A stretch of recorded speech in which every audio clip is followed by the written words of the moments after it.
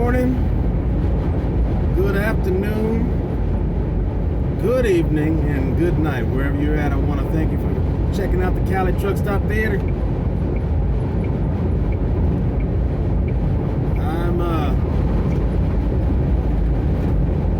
I'm just a truck driver, average regular dude, you know. And this channel, I just talk about whatever's on my mind, pretty much. And so today I'm coming out of Flagstaff, Arizona. It's another beautiful day, except for the, I don't know if you can see it on the camera, but I got some looks like some high clouds, almost a good clear blue sky, but it snowed a lot out here. It looks like, from what I can judge from some of the places, it looks like this place has gotten at least a couple of feet of snow. I just recently drove by a rest area that was closed, so it hadn't been plowed or anything. And just looking at the, as I drove by, just looking at the ground there, and then just basing off some of the signs that were, some of the road signs that was blocking the road there, it gave me the idea that maybe, maybe about a foot and a half, maybe fell from this last snowstorm. Or that could have been just a collective amount of snow. Who knows? And I probably should have. I wish I had started the video earlier. I didn't really think to do that, to start it earlier, because I wanted to talk about when you're merging onto the freeway. Now, we all share the freeway out here. These commercial trucks and these personal vehicles. But how many of you who don't drive commercial trucks but use the freeway system, how many of you know that the traffic coming on to the freeways are to yield to the freeway traffic that's already on the freeway doing freeway speeds? How many of y'all knew that? So yes, and in some places, some states, they will actually have a sign posted to let you know that getting on this freeway, you will have to yield to traffic already on the freeway. So what that means is that if you are about to pull into traffic that is in your little bubble there, and if you're not able to find a spot to jump in, you're not able to double dutch yourself into the traffic there. That's a old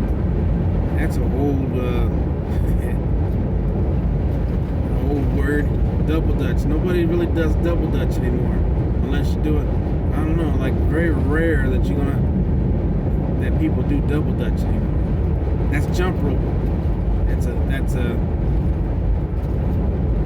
That's jump rope, and it requires more than one person.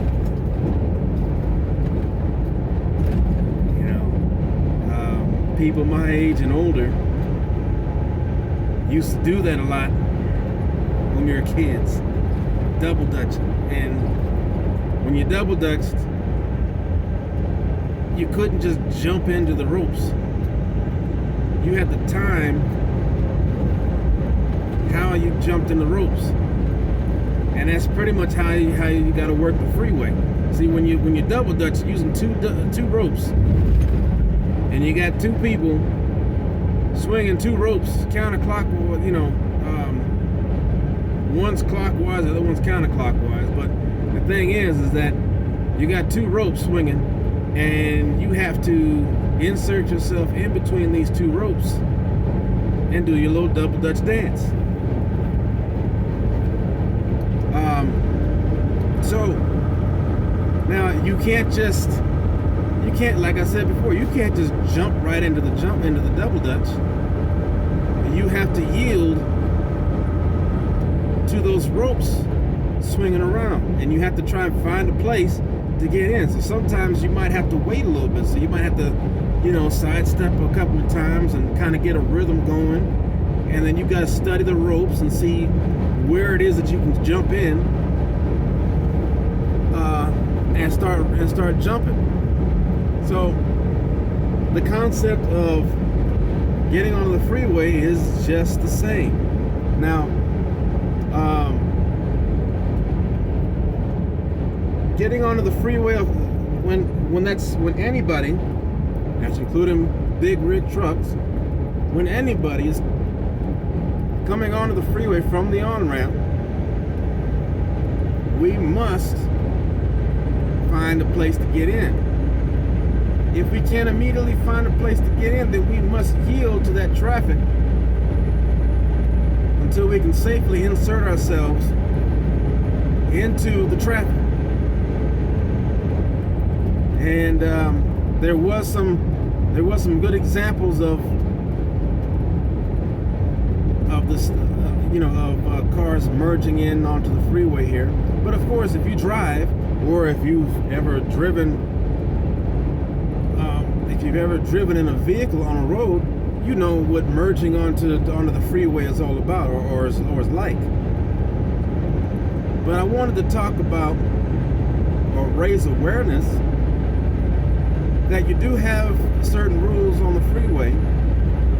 One, if you didn't know, is that you have to yield to the traffic when you're entering the freeway. See, I see a lot of people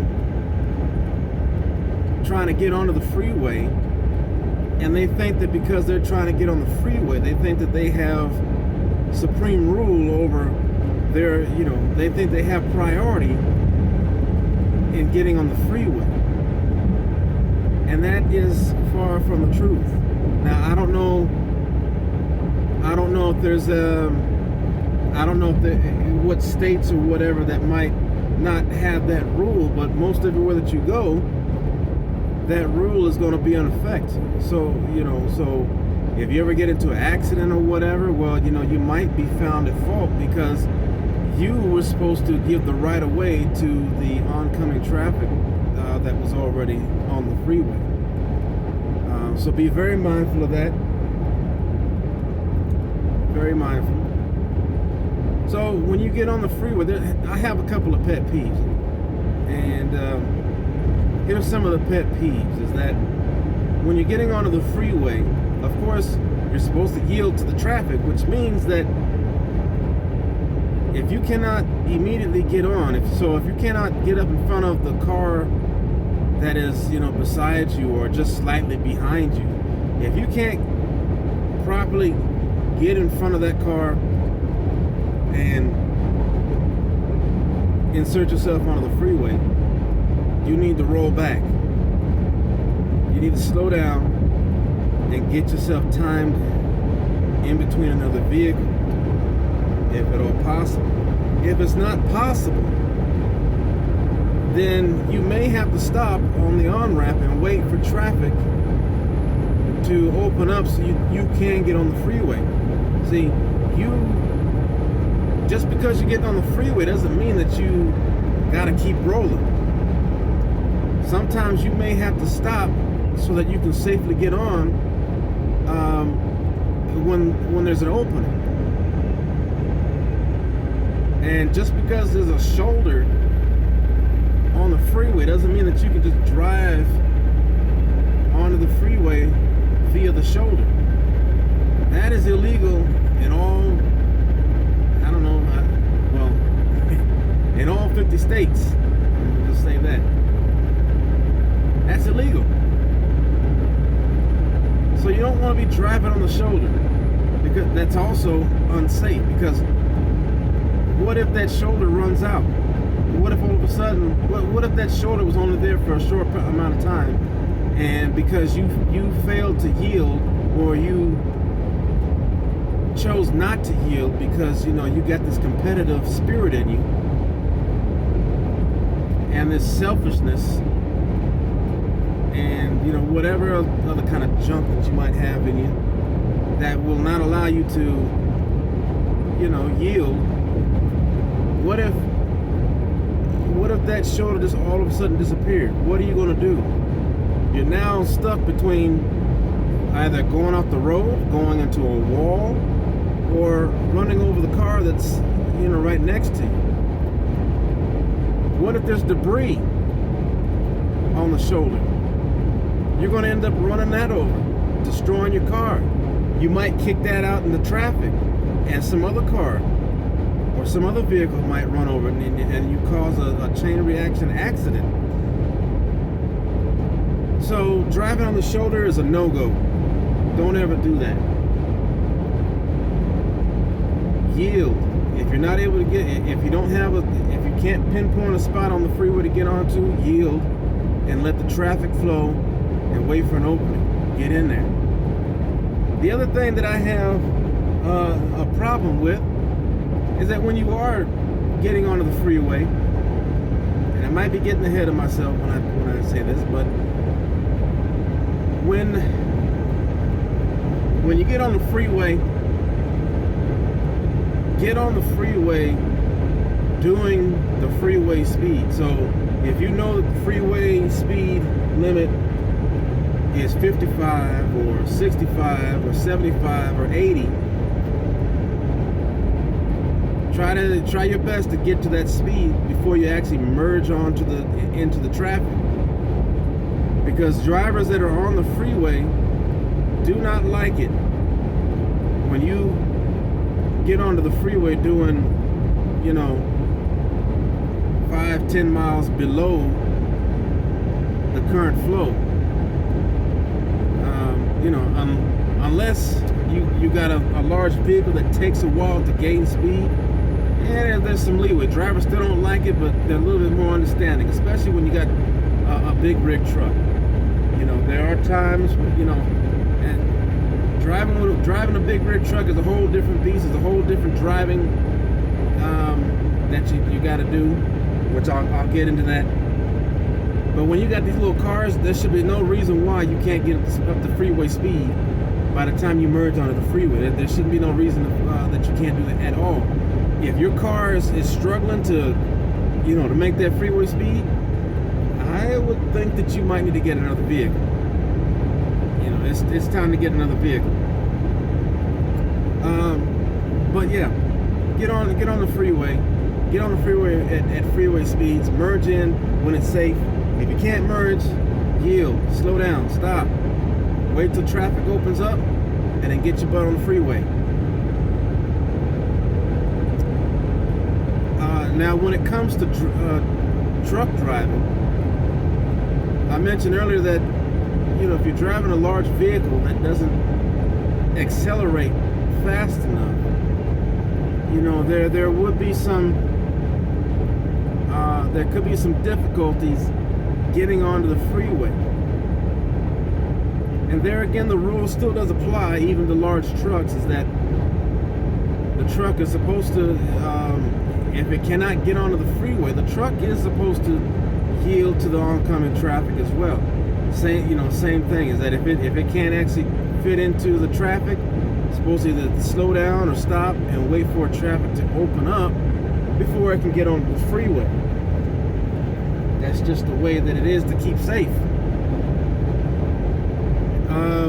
But to be courteous to the truck driver that's trying to get on the freeway, if you're able to, move over into the other lanes and give that space to the truck driver so that he can get on the freeway and get up to speed and start flowing with the rest of the traffic. You know, there again, you do have some selfish people, some people that are not really, you know, they don't really care. They don't really care to share with other people, you know. And so we all have to share the roads. Now, if you're driving, doesn't matter if you're driving a car or you're driving a commercial truck, if you're able to get over into the other lanes to make room for these semi trucks to actually get on the freeway, please do that. You know, it makes traffic so much worse when you feel like, you know, when you don't want to share the road, you don't want to slow down, you don't want to use that big pedal in the middle of your your floorboard there, which is called your brake. You know, you don't want to use that. That's a bad thing when you either don't know how to use it or you don't want to use it. You gotta. I think I'm losing myself here.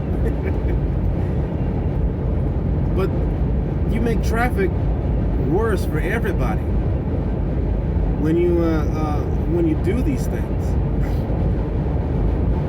So, you know, be courteous. You gotta. We can get to our places a lot faster if we learn to be courteous. If we learn to give space to people. But when you start hogging up all the space and you won't let people in, what you're doing is you're actually slowing people down. You're actually slowing not only yourself down, but you're slowing other people down.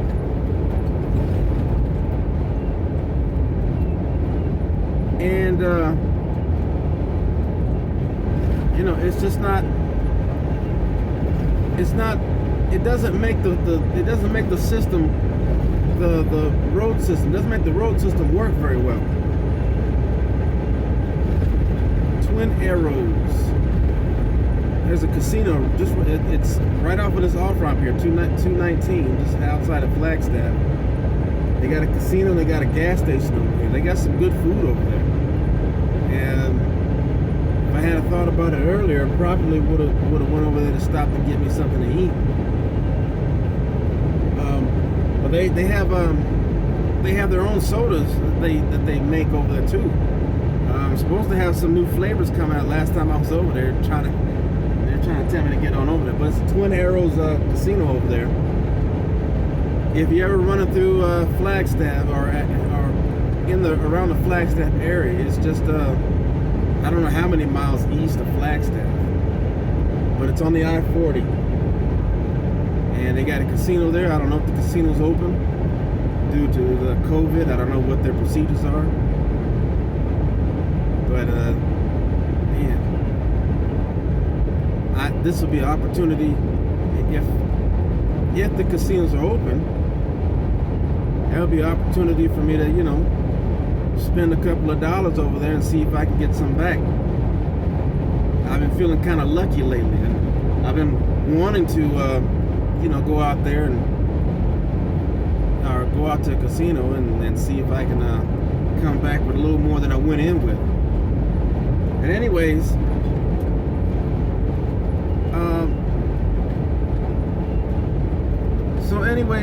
yeah. If you can move over, do that.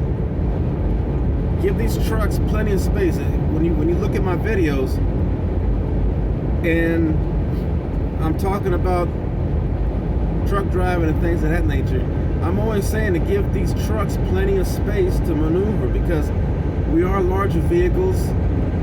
We are slower moving vehicles in many cases, and so we need a lot of room to maneuver and get adjusted to the traffic and the environment that we're in.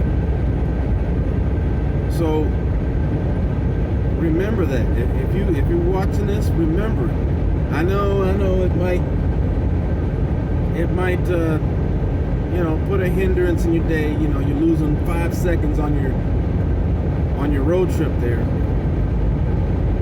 but it's all worth it in the end. It could even keep you from getting in an accident. because you're so prideful and you're so stubborn that you don't want to let nobody into your, into what you call your space.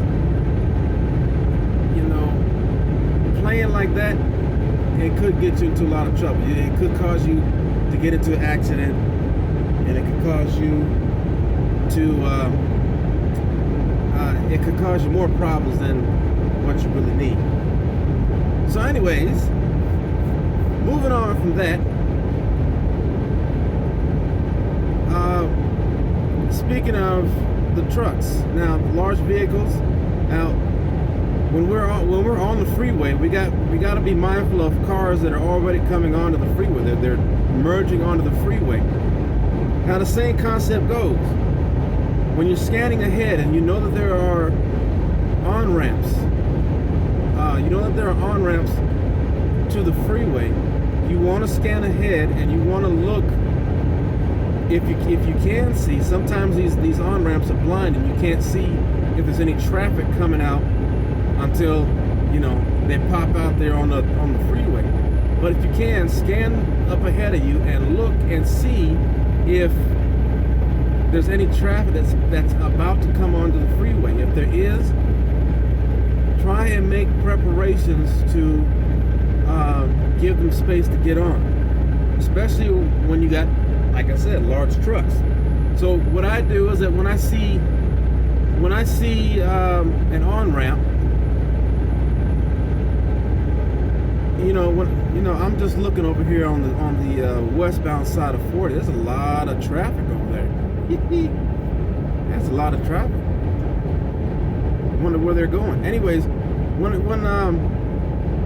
I see that there's vehicles that are about to come onto the freeway, I have to now make preparations, if I can, to give them space. Now, what I do is I check to see if there's anybody to my left, and then I check my mirror to see if there's anybody behind me. If there's nobody behind me, I'll get into the other lanes.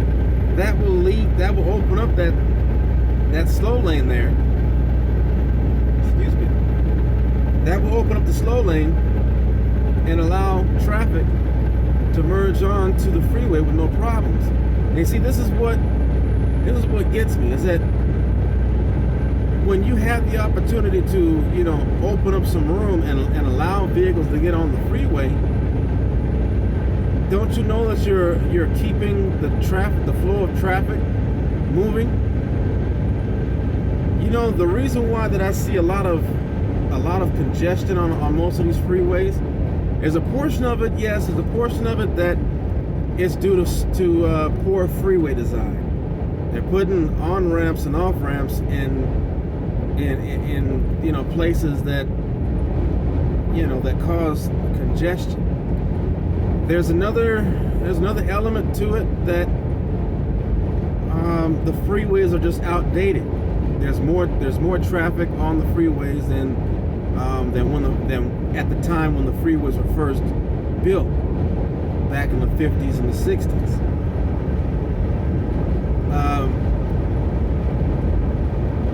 But the other thing, the main thing, or the main reason why there's a lot of congestion and a lot of traffic in many places is because people are always, or most people are just, they're so gung-ho on keeping the space that they have. They're not willing to allow people to merge into their lane so that everybody can get where they're going. They're not willing to do that. And so a lot of times you're going to have these custard last stand moves where nobody's willing to let the other person in, and so everybody's running up on each other and because they're not willing, everybody gets all clustered together. When you get clusters, you get congestion, speeds go down, people start getting more and more upset and frustrated because now they're in a traffic jam. But if we learn to let each other merge safely amongst each other so that we can get onto the freeway or we can make a lane change or whatever, traffic will flow so much better. You won't have so much congestion in certain places. You know, you wouldn't have to have the cities having to draw new plans to make freeway expansions and all that kind of stuff. You know, and you can save that money for other projects. But because of our own selfishness, our own lack of love, all these different things that you know, that causes to have that's the root of the thing, is that it's selfishness. It's you know, not being compassionate to one another. You know, not loving one another. That's the root thing of it. We just, everybody's about ourselves. But if we throw all that out the window, we won't have to worry about all the congestion and stuff. And I'm going on a rant here, and I need to, you know, come on back home here. Woosah, come on back. Okay, so what I would do is I'd look at my mirror, look and see if anybody's on my left-hand side here, and look to see if anybody's in my, you know, behind me. And I make the transition over to the other lane so I can open it up. This will ease congestion because you got people coming onto the freeway. They can actually get on the freeway. They can accelerate and do what they need to do to get up in the freeway. You don't have traffic slowing down because the people getting on have, you know, they have the speed to get on and all that kind of jazz, you know. So it eases everything. It makes everything all right. Now, there are cases where the freeway is already a little congested and you just cannot accommodate oncoming traffic. You know, and so here's the thing: you got to. This is where everything gets a little tricky here, and this is where you really have to work with each other because there's nowhere for anybody to go. So, and this is going to be for the non-commercial people, the four-wheeler people who think that they have the right of way of getting on the freeway. When the freeway is congested and you have a big rig truck sitting in that slow lane there, that driver has a lot of things to look at, because he's got to make sure, because everybody's going to be wanting to be, you know, transitioning into that lane, whether they're getting on the freeway or getting off the freeway. So he's got a lot of things to look at here. You know, he's got to look for traffic on the left, traffic on the right, and not only that, he's got to look at the traffic in front of him, and he's got to look at things that that could be, you know, that could be low hanging. He's got to look at all the stuff to make sure that he's not going to run over anything like, you know, low bridges, you know, tree branches, poles, other cars, you know. There's a lot of things that he's got to look at. So you have to understand that. And so you coming onto the freeway, if this truck is not allowing you to get on the freeway, then back off. Back off. Try to find it's preferred that you just back off anyways and get behind the truck, because you can accelerate faster and get back up to speed faster than a truck does. Truck drivers actually hate when you pull in front of them and they got to slow down because they don't want to run you over. And so, and the reason why they do not like that is because they got to slow down. When they slow down, all that momentum that they had, they lost it. And now they got to pick it back up, which takes time. And if you're ever interested in coming out here to see the meteor crater, the big old meteor crater out here, it's on I-40 and it's exit 233. So you can take that little drive there. Anyways, aside from that truck driver being a butthead. Nice way to put it. Aside from that truck driver possibly being a butthead, if that driver's not moving over, it's usually because they have nowhere to go. So it's your job to make sure that that you safely get on the freeway, and preferably you just drop back. That's all you got to do. Just drop back a couple of seconds. Drop back. Boom. Get on the freeway. Go around the truck and take off. You're good to go. But don't ever try to one up the truck or try to hold your ground with the truck when you're trying to get on the freeway. And what I mean by that is that scenario that I was talking about earlier. You driving all up on the shoulder there, trying to get on the freeway because you want to prove a point that you're not backing down. That's illegal. That's reckless. And I hope the police see you when you do that. So there could be a reason. There's plenty of truck drivers out here, and I'm one of them. There's plenty of truck drivers out here that will try to accommodate the oncoming traffic so that we don't have no problems. But when there are, when there's no way to, get around it, then, try our best to follow the law. So if the law says that you gotta yield, then I need to keep moving, and I understand why we need, the traffic on the freeway needs to keep moving. It should not have to stop. Should not have to stop. And that's because you slow down, and you could cause an accident. So we don't want to be causing accidents. We want to be safe. Yeah, I know this is taking a long time for this video, huh?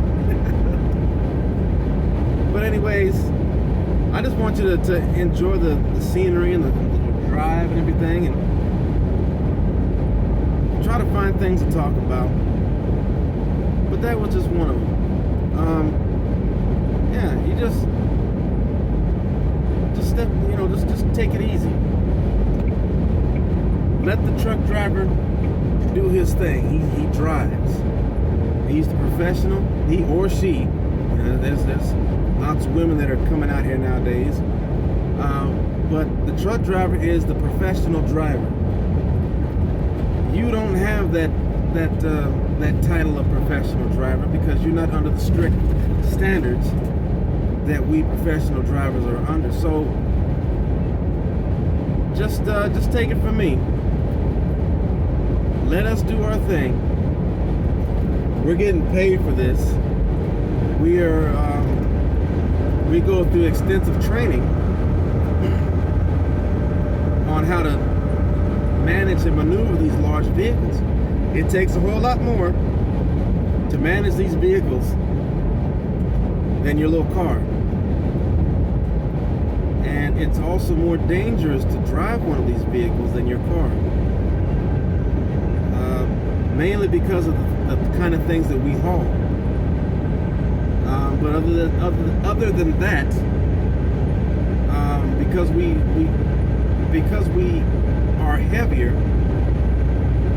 we're like giant missiles going down the roadway. So, and if you know anything about missiles, it's hard to stop a moving missile.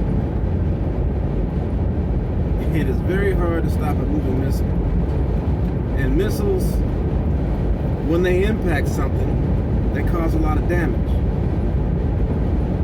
So that's why I call these trucks moving missiles, or excuse me, I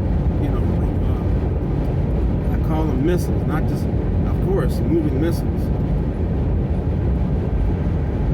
I just want people to be, be careful on the roadways. If I can find something to teach people on being safe, I'll do it. Because we need to be safe on the road,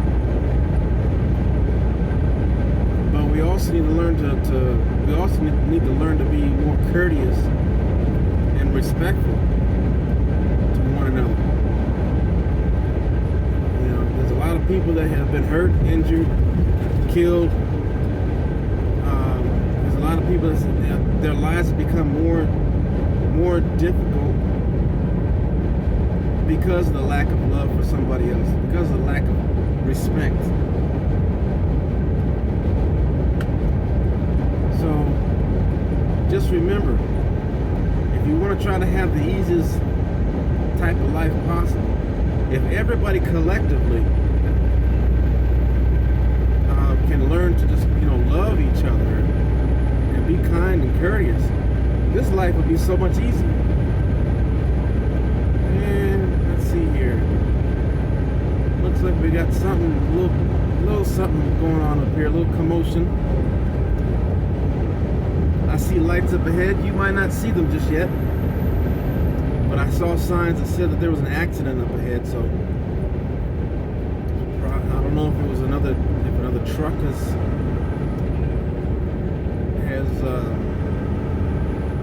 crashed or what.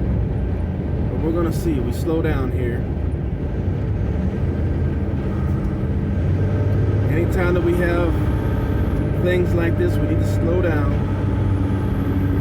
and just make sure that we travel through these areas safely. And it looks like a truck that's tipped over here.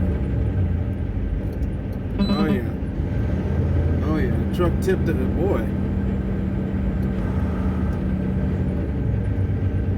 Lost all of its stuff here. Golly. So that truck it must have spun out, and then when it got into the median there, it tipped over and all of its contents fell out, because the truck was facing westbound on the eastbound side of the median. Now either that happened or it was coming from the westbound side. Well, actually no, that couldn't have been the case, because looking at how the contents are spilled out all over the ground there, it was going east on I-40, and something happened to where he spun out and the whole truck and trailer spun around, did a 180 into the median and tipped over. So be careful out there, people. Be careful. And I pray that driver's, you know, fine. Hope he didn't get injured. I mean, the best scenario was that the best prayer, the best scenario is that he didn't, or the best prayer actually would be that he never got into that accident. But hopefully he didn't get injured. If he did get injured, it wasn't all that bad. And definitely don't want him. I definitely, hope that he didn't die. But that's costly for the company and for the driver. Sad. But anyways, I'm gonna let you go, because if you made it this far, well, man, you're super. You are super. I'm about to stop here in a little bit. I'm looking for the truck stop, and I'm about to stop for the day. So have a good day, whether it's day or night, wherever you're at watching. I'll just I pray that you have a good day, and that you stay safe. And I'll see you on another video.